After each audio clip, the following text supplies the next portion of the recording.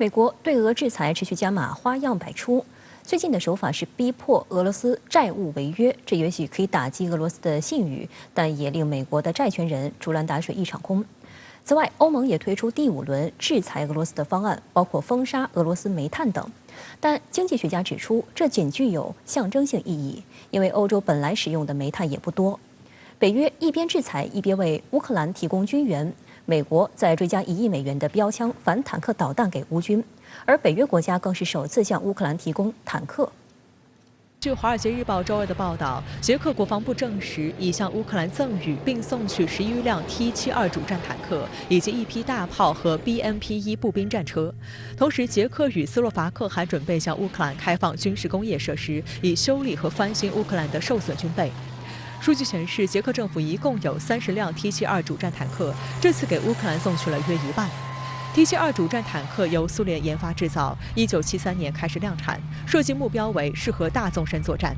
主要武装是125毫米滑膛炮，并能发射尾翼稳定脱壳穿甲弹、破甲弹、破片榴弹与反坦克导弹。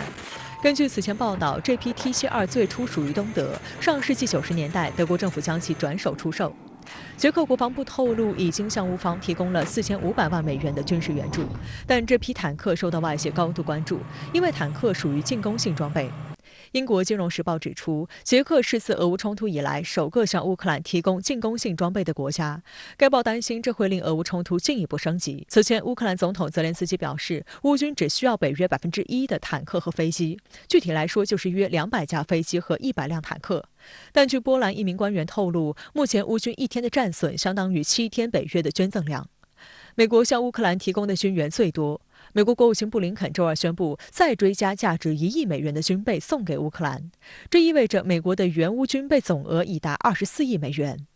五角大楼透露，新增的1亿美元主要是美国军火商雷神和洛马联合生产的 FGM-148标枪单兵反坦克导弹。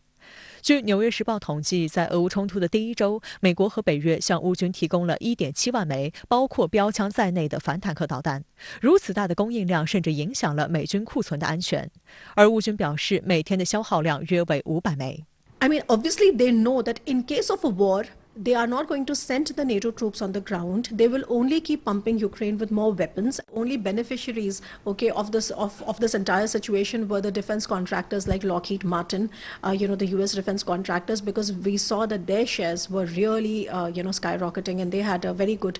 so to say, performance in the stock market. 美国财政部周一宣布，俄罗斯有一笔5.524亿美元的债务支付于当天到期，但美国政府阻止俄方使用其在美国的储备进行支付。分析认为，在俄罗斯央行60%的美元资产被冻结的情况下，美方此举意在逼迫俄罗斯做出艰难抉择，要么使用剩下的40%外汇储备付款，要么面临历史性的违约。但美国财政部此举令华尔街倍感无奈，因为这笔俄罗斯债务的债权方主要是美国人，这意味着美国政府令美国人拿不到本可以拿到的5.524亿美元。而欧盟计划周3讨论第5轮对俄制裁清单，共有6项措施，包括禁止从俄罗斯进口煤炭，封杀4家俄罗斯银行，禁止俄罗斯政府和企业船舶进入欧盟港口，禁止俄罗斯和白俄罗斯公路运输企业进入欧洲市场，对价值100亿欧元的高科技产品实施对俄禁运，禁止价值55亿欧元的俄罗斯商品进口，以及禁止俄罗斯与欧盟之间互相的政府采购行为等。但外界预计这些措施很难全部获得全部27个欧盟成员国的一致支持，因此最后公布的版本很可能将会缩水。欧盟委员会主席冯德莱恩表示，这6项措施将大大限制俄罗斯工业获得关键商品。此前，美国总统国安顾问沙利文透露，新一轮对俄制裁的目的是阻止俄罗斯企业获得升级换代的高科技设备，扼杀俄罗斯工业产品的未来市场空间。对俄罗斯煤炭的制裁受到外界高度关注。欧盟统计局数据显示，去年进口俄罗斯动力煤3600万吨，占比70%。但法国24频道报道指出，欧盟这次之所以首先拿俄罗斯煤炭开刀，是因为煤炭在欧洲能源消费中占比最低，仅为10.5%，而且煤是欧洲正在执行的环保政策，同时煤炭出口在俄罗斯大宗商品中的占比也并不高，利润仅为油气的2.5%，因此制裁俄罗斯煤炭仅具有象征性意义。这个制裁很多层面上就是符合了欧盟方面的一个政治正确，而这个制裁的这个沉重的代价呢，最终也只能由这个欧盟自身的企业，还有这个普通的工人、普通的老百姓、中产阶级来承担。事实上，欧盟27国经济发展水平不同，这令他们在对俄制裁上有巨大分歧。简单来说，德法等主要工业国不赞成制裁极端化，但东欧国家日趋强硬。波兰总理马泰乌什·莫拉维茨基周一就罕见公开谴责德国是欧盟制裁俄罗斯的最大路障。他甚至还谴责了德国前总理默克尔，认为他任内的对俄政策是放纵俄罗斯增强实力。但德国媒体愤怒地反击称，波兰是欧盟资金的最大净流入国，而德国是欧盟会费最高的国家，波兰凭什么指责德国？因为德国是欧洲最大的这个制造业的国家，它的这个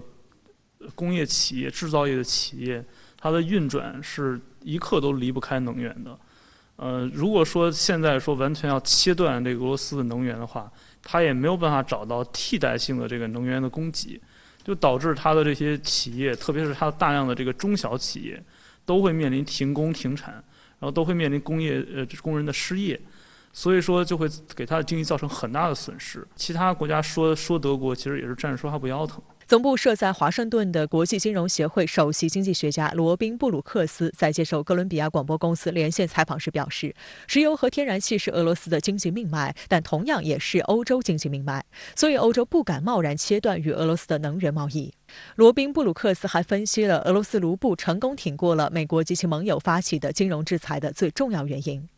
There is a genuine part to the ruble recovery, however,which is that Russia is a big energy exporter. As you know, natural gas prices and oil prices have gone way up. And so that means there is, every hour of every day, more money coming into Russian coffers for its energy exports, and that is helping the ruble a little bit. So net, it's a little bit of both,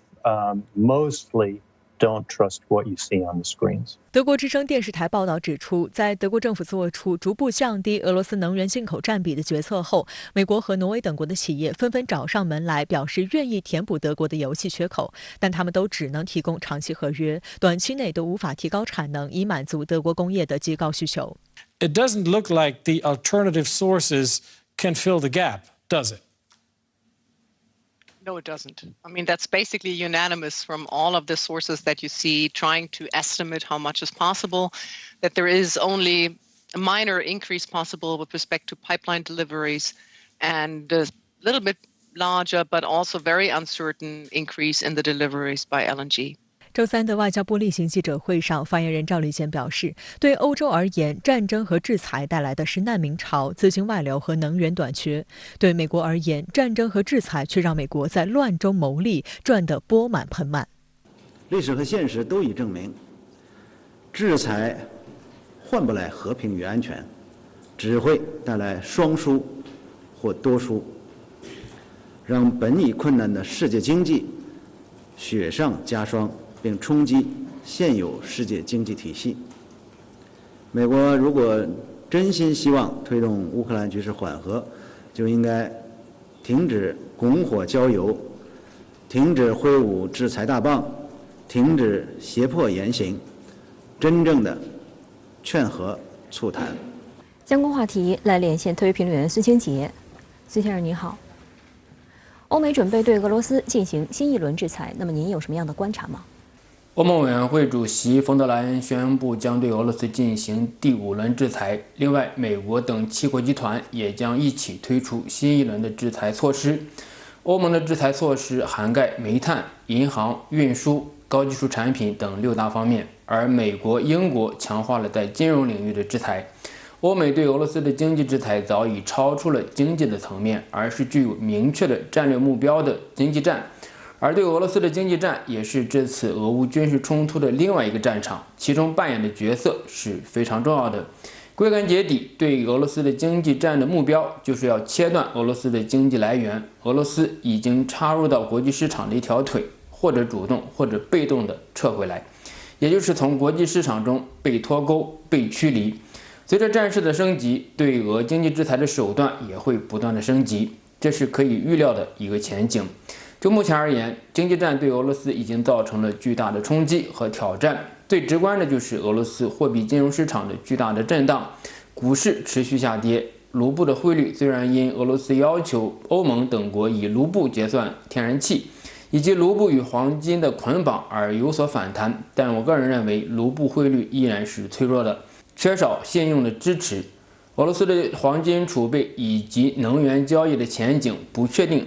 都会让卢布处于巨大的波动之中，这会大大折损卢布作为货币所提供的稳定预期以及价格信号的功能。另外，欧美冻结俄罗斯60%以上的外汇储备，使得俄罗斯面临违约的风险。俄罗斯强制不友好的天然气买家使用卢布结算，一时提振了卢布的汇率，但是卢布并没有构成一个货币流通圈。另外，高估的卢布不利于俄罗斯的出口。当然，现在俄罗斯的贸易渠道除了天然气、原油等，基本被控制或者切断了。此次欧盟将俄罗斯煤炭列入制裁范围，未来的焦点将是原油和天然气。原油列入制裁的可能性在提高，最后可能是天然气。毕竟现在欧盟对俄罗斯的天然气的依存度还是非常大，短期内找不到足够的替代。但是可以看到的是，欧盟国家包括德国已经加快了去俄化的进程。德国总统施泰因迈尔就公开承认修建北溪2号是个错误，未来欧俄之间的天然气管道纽带也将处于快速断裂和脱钩的进程之中。对俄罗斯的经济制裁必然是双输，但是一旦进入经济战的范畴，经济成本就会变成战略安全的支出，而不会从经济利益的角度来权衡了。除此之外，现代战争是烧钱的比赛，最终还是国力和财力的比拼。俄罗斯以不到世界2%的经济份额与占世界1半以上的西方国家的经济战，胜负的前景可想而知。